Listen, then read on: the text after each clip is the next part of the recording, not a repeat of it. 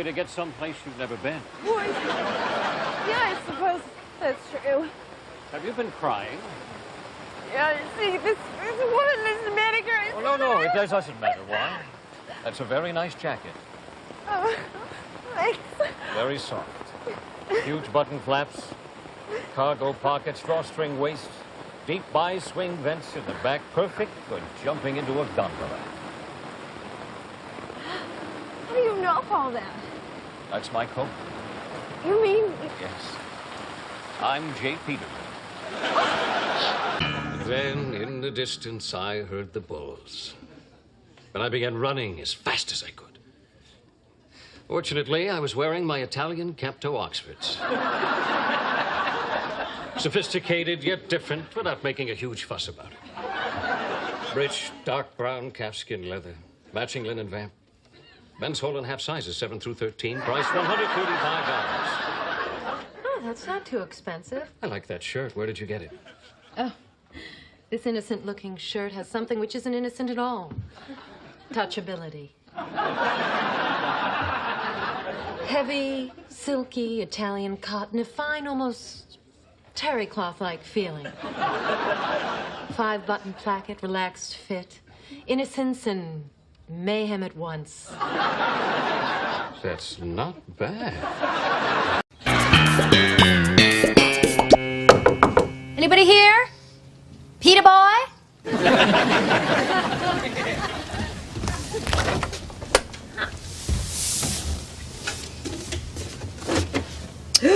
It's a cakewalk.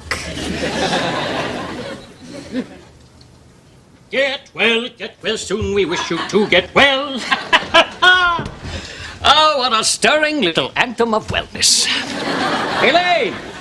Mr. Peterman, We missed you at the get well party. Poor old Walt has a polyp in the duodenum. It's benign, but still a bastard. Oh, Elaine, can you keep a secret? No, sir, I can't.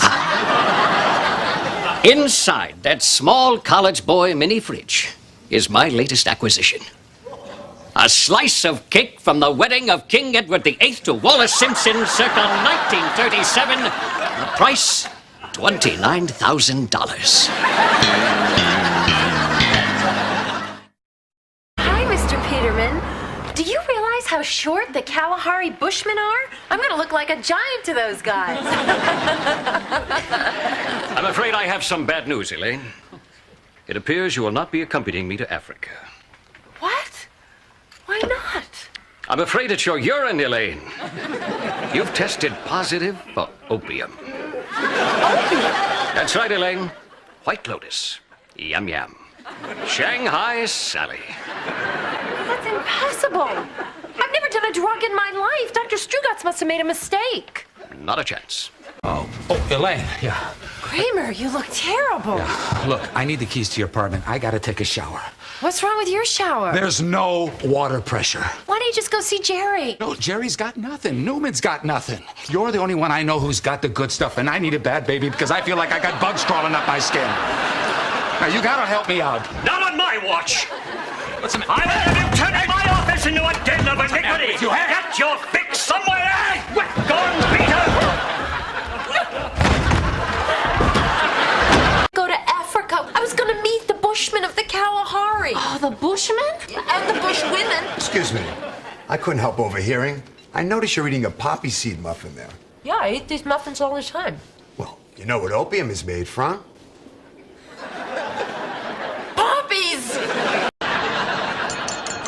My friends, a toast. As the woolly-haired Melanesians of Papua New Guinea once said, all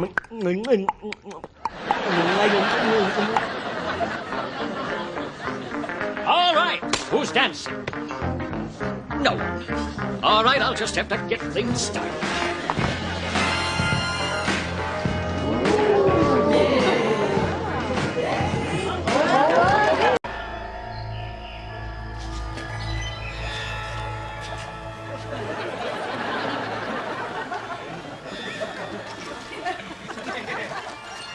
Here. Kneel here.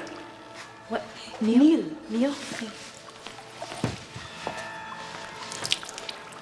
Elaine.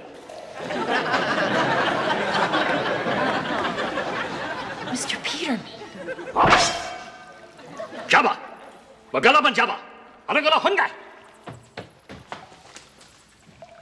speak Burmese? Oh, Elaine, that was gibberish. People, there must be a million ideas out there. Now, something somebody could wear. Anything.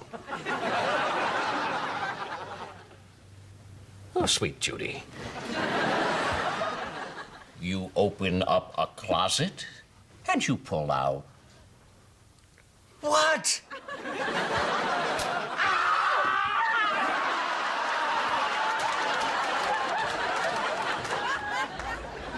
We are so screwed. Mr. Peterman, thanks for having me over. Your place isn't quite what I imagined. Oh, it's just a place to flop. Well, what part of your life do you want to start with? Foreign intrigue?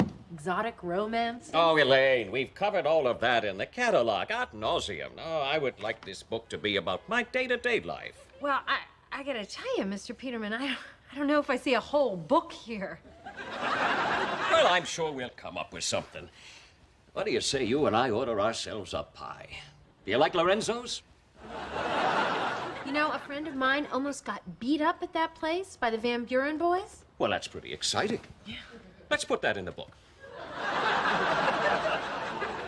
But that didn't happen to you. Well, so we pay off your friend and it becomes a Peterman.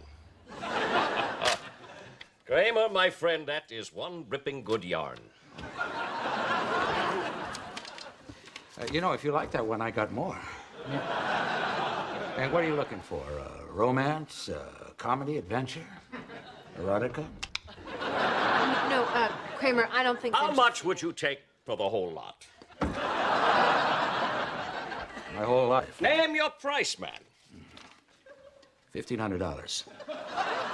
I'll give you half that. Done. Kramer, my friend, consider Elaine at your disposal. Okay. Well, I like to work in the evenings.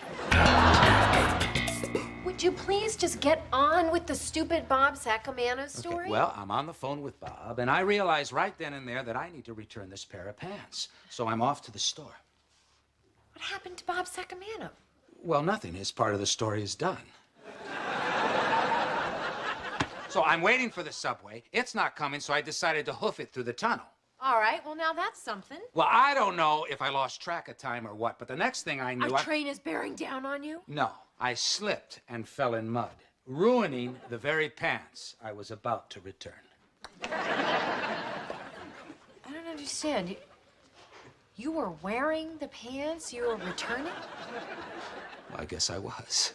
What are you going to wear on the way back? Elaine, are you listening? I didn't even get there. Hey, Kramer. Yeah. Ramirez has never heard your pants story. Oh, okay. Well, you know, I had Bob Sacamano on the phone, and I suddenly realized that I... You can't tell that story now. It belongs to Peterman. What do you mean? You signed the release. Yeah? He sat in mud, not you.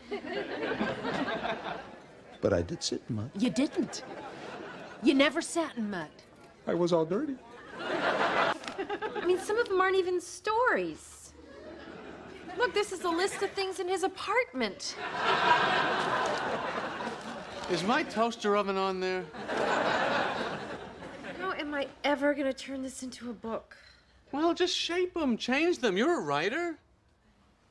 Yes. I'm a writer. Make them interesting. Interesting. Of course. People love interesting writing. What didn't you like about the first chapter? Well, it started out nicely. I'm returning some pants. A very identifiable problem.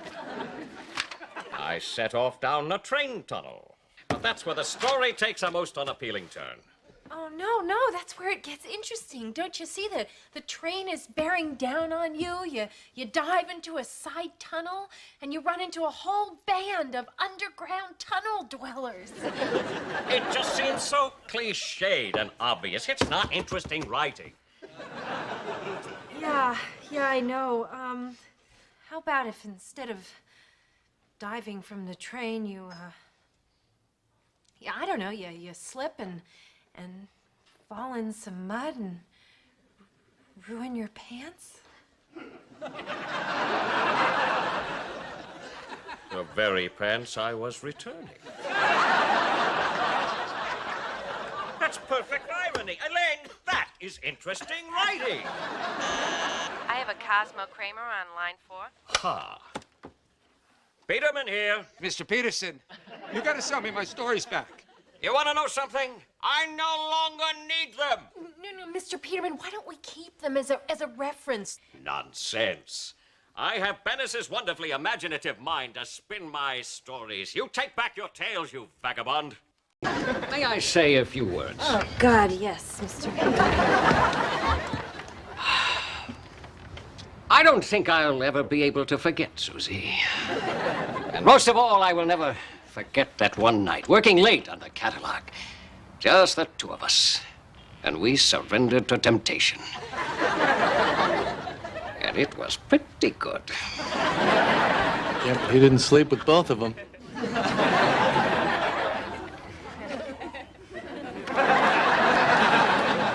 But I never heard her cries for help. And now, Susie is gone. Hold on! Hold on! Susie didn't commit suicide. She was murdered by Jerry Seinfeld. Not only that, I broke his thumbs.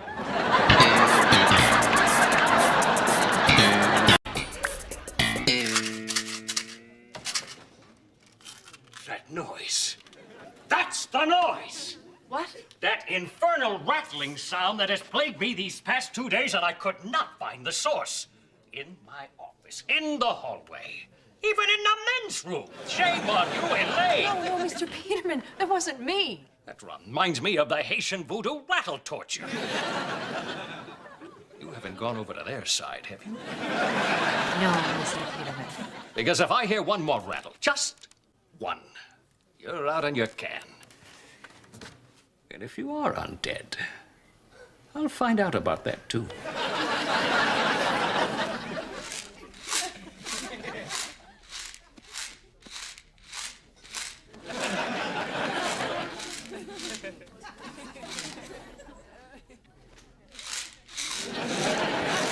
Lou, in here. We have to talk. Oh, right. Stop it! Dad, voodoo. You gotta stop using these. Why? Because they're turning your teeth green? I only buy the white ones. Okay. Well, then your teeth are green for a different reason. You just gotta stop carrying these, okay? Just use mouthwash. I can't. It burns my cankers. Banaka. Again. Right, cankers. I got it. Chew gum. I hate gum. The only gum I ever liked came with the Mickey Mouse gumball machine. They stopped making that 20 years ago. Well, Stinky, this is your lucky day. Fires will eat up this entire block. Look, there's a man in there. Get out of there! You're in danger! My sleeve! It's stuck in the machine! It ain't my card! George, give me your ATM card. I don't have my ATM card. George, you're obviously lying. Anyone can see that.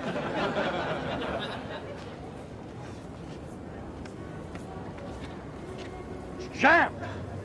Slide it under the door. Get away! No, give me your code. What? Why? The machine won't open without the code! George, give him your code. George, there's no time. Tell him your code. Shout out your code, man! Go! Go!